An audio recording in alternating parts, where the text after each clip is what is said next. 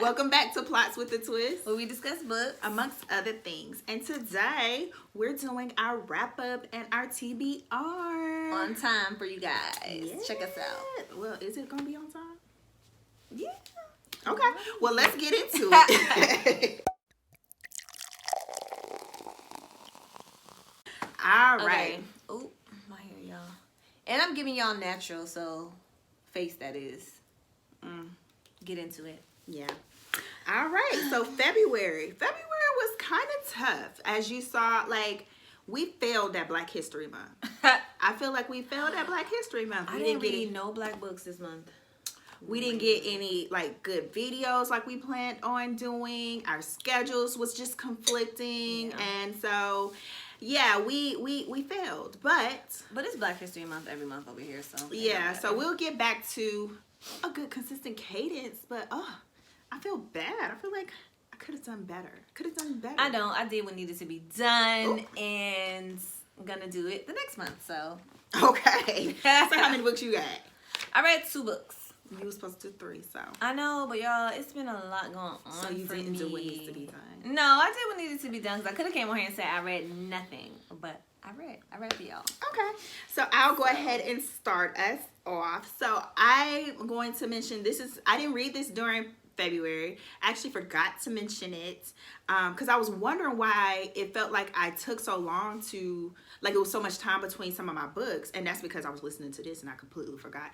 And that is The Ballad of Songbirds and Snakes by Suzanne Collins. So mentioned that last year. I started it earlier last year when it first came out, and then I mentioned that as a book I wanted to finish this year, and so I just went ahead and got the audiobook. So I was able to go ahead and finish it. So that one was it's a prequel to the Hunger Games series, and it focuses on President Snow, or Coriolanus Snow, in his teen years. So he is in his last year of whatever the equivalent of high school is for them. And it's 10 years after the Great War between the districts and the capital, and so it's the 10th Hunger Games. So they're trying to switch up the Hunger Games, figure out the best way to kind of keep it going, and he's tasked or connected to a tribute as a mentor, and it kind of goes into their whole spiel of him competing through, or him guiding her through the Hunger Games, what happens after the Hunger Games, and just really what becomes of him, I guess, next. So boom. I don't know the purpose of this book. I don't know if it was supposed to make you more compassionate or understand who he was as a person. But for me, it just proved that he was always a messed up, jacked up person. So when you get to the events of the Hunger Games series, you're like, this prequel didn't really make me feel for him. He was always a paranoid, kind of opportunistic person. That's what it painted for me. So I don't know if the goal was to kind of say, hey, he's always been this way, or make him more likable, but he was the least likable thing in that book. Like, I don't know. So for that reason, the story was interesting. It just, the flow of it, the progression of events really didn't make a lot of sense to me. Because it goes from the Hunger Games to him having, I hope I'm not spoiling, but him having to become a peacekeeper, and he barely intermingled with the girl, but now y'all in this I don't know. So it was a really kind of weird dynamic throughout the book. And yeah, I just don't, if the goal was to get me to like him, it was, it failed. But if the goal was to say, hey, he's always been jacked up, yeah, he was. But yeah, I didn't too much care for it. It was okay. I think the goal was to maybe keep the Hunger Games series alive in your mind. But yeah, besides that, yeah, if you haven't read it, you don't need to. You don't need to. So that's the, what is it? The Ballad of Songbirds and Snakes.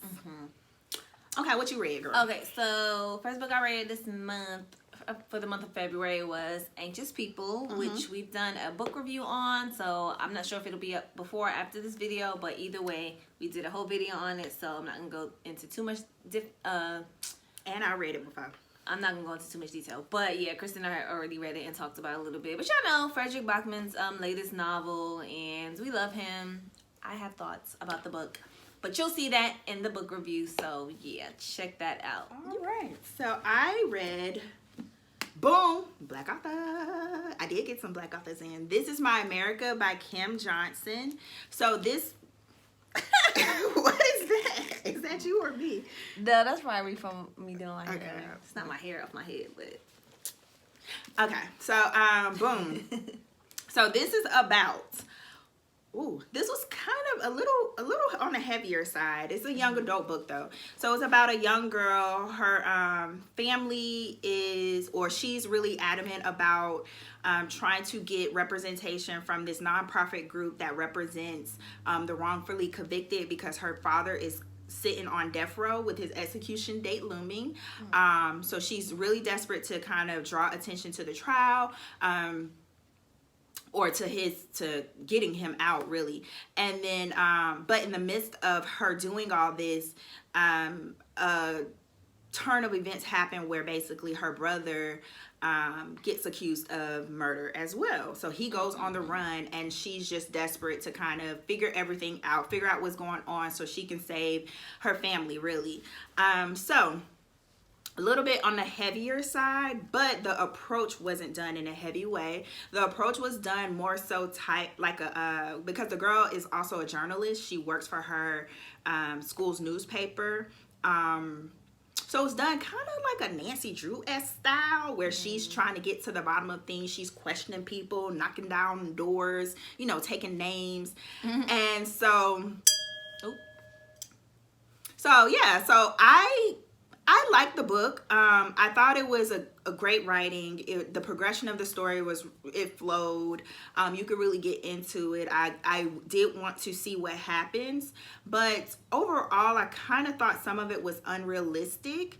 So that kind of didn't allow me to get into it too much. Like, for instance, she's a 17-year-old girl questioning people. Like, questioning the track team, walking up to people, question all the parents. Like, I don't know, it just, certain aspects of it felt like, girl, you doing too much, and if you were to really do this would not be the outcome. Like, I don't know. And then of course it does dive into some, like, I guess, history or rooted history in the town that she lives in. So it does start to get into those kind of hate group type thing. So, like, some of it was kind of like, where did this come from?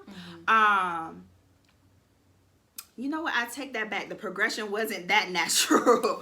Some of it just was like, where'd this come from? Or just like, it was a lot of elements as well. So it was a bit going on, but overall, I think it was enough for me to stay in there. The writing style, the way she wrote it, the events of the story was good enough. But yes, I will say certain aspects of it was kind of like, girl, this ain't for real. But yeah, so I don't know if my thoughts made sense. Hopefully y'all can make sense of it. So this is My America by Kim Johnson. So what else you read, girl? Oh, I also read this month The Invisible Life of Addie LaRue by Schwab. B.E. Schwab. B.E. Schwab. Another book that Kristen read before me, but I don't care. It had just become available to me on the Libby app, so I got to listen to that, and I really enjoyed it, even though it was about 24 hours long. It was not. It was 17. Same thing to me. Or 16.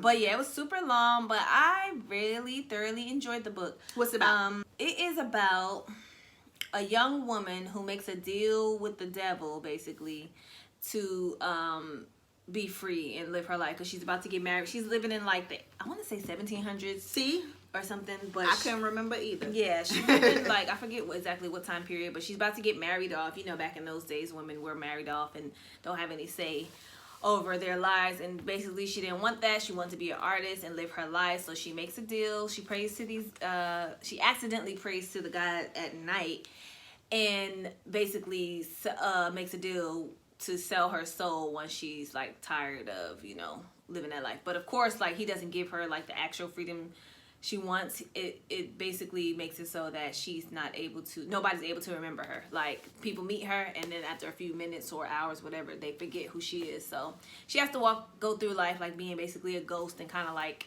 fending for herself, because nobody remembers her. She can't rent an apartment, she can't do anything, because she's forgotten as soon as she leaves people's presence. So it basically like follows her story along, where she meets someone who is able to remember her, and just goes into her life there after. So it was good. I really enjoyed it, and I want to read some more of V.E. Schwab's books.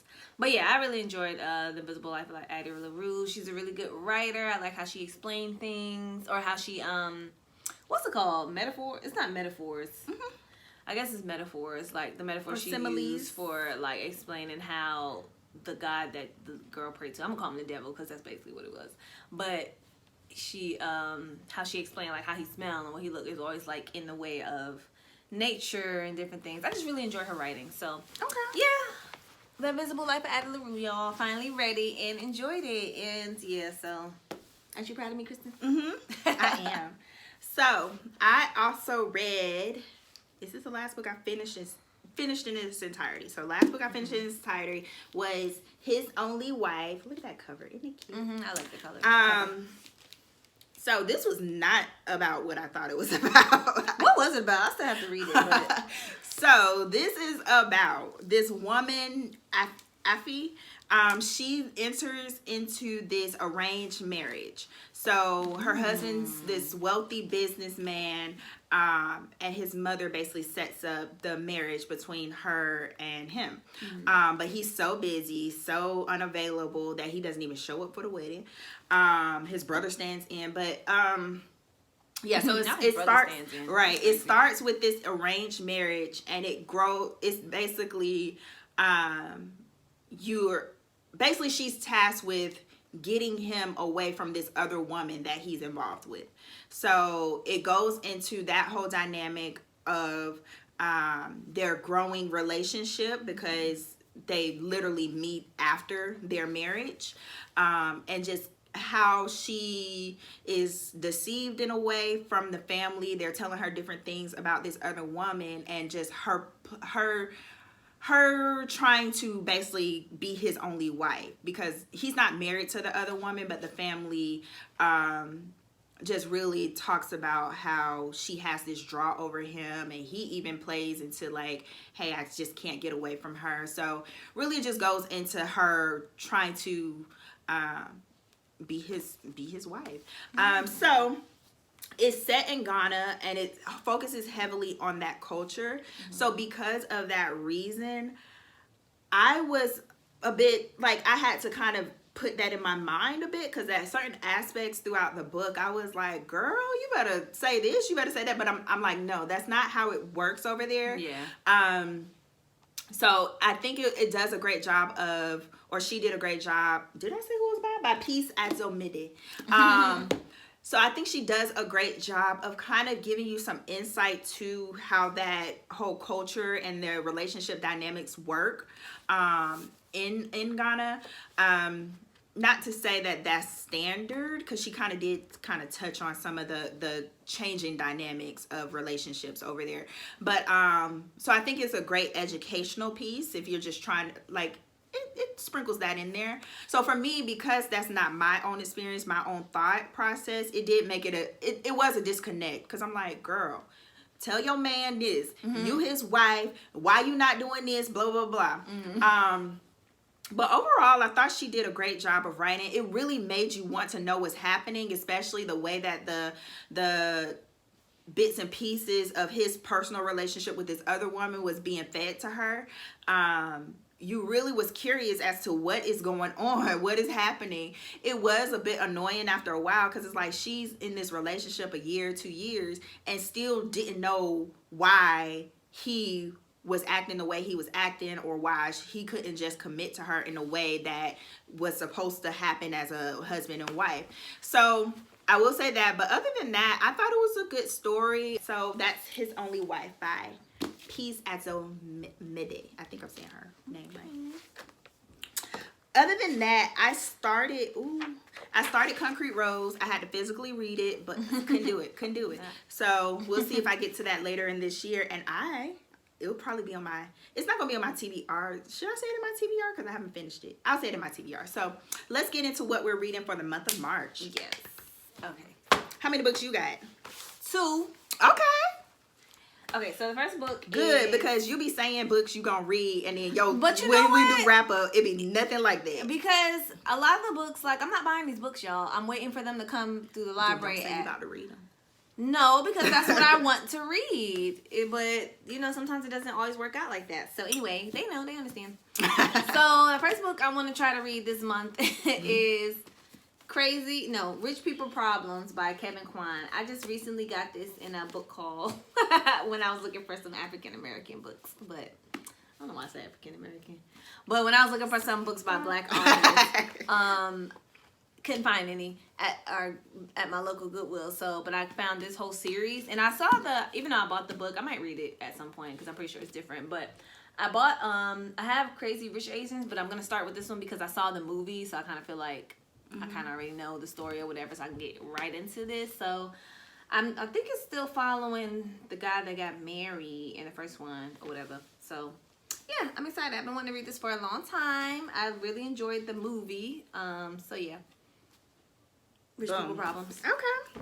Get into it. So for me, the first book, I forgot I even had this. I got this on my Audible, and that's Ready Player 2 by Ernest Cline. So I read Ready Player 1 probably shortly before the movie came out. Again, I tell you, when I see a movie coming out and it's been a book, I'm like, oh, let me try to read that, because then that way when I watch the movie, I'll be like, I know what's going on here. So I really enjoyed Ready Player 1. So that is a fantasy-based book. It's set in this dystopic future. I don't need to, should I explain? It's set in this dystopic future of this guy who runs the internet. They call it the Oasis or whatever. I can't remember. But it's like the first one is like this scavenger hunt type game that he puts out there, and the winner gets his whole fortune. So this one is going to be a sequel to that.